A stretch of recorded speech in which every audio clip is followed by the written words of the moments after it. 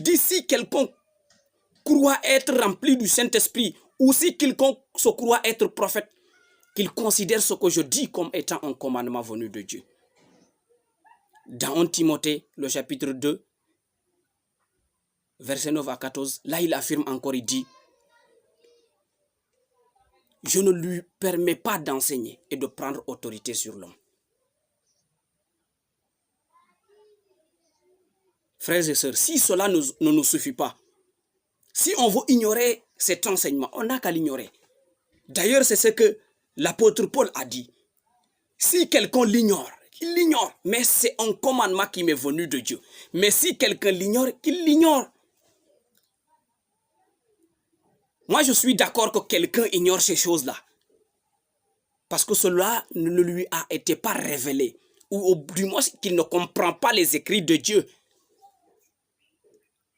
Et on ne peut pas forcer les gens à croire à la parole de Dieu.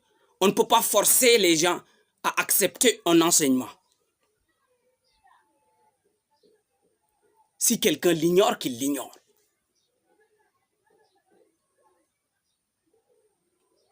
Nous n'ignorons pas que la femme a un service à rendre.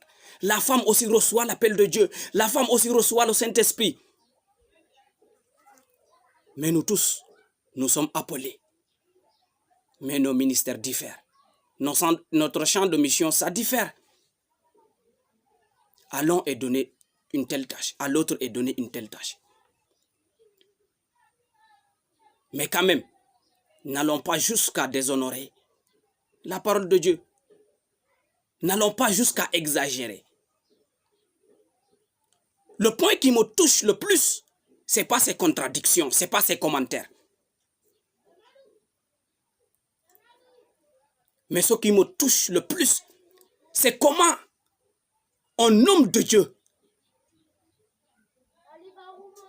se permet pour convaincre les gens que la femme a ce droit. La femme est appelée à cela pour convaincre les gens à cette tâche. Pour convaincre les gens, pour pousser les gens à croire à ce qu'ils pensent, pour pousser les gens à retenir son raisonnement, bien qu'il n'est pas fondé. Ils se permettent de demander aux gens: c'est quoi le sexe du Saint-Esprit?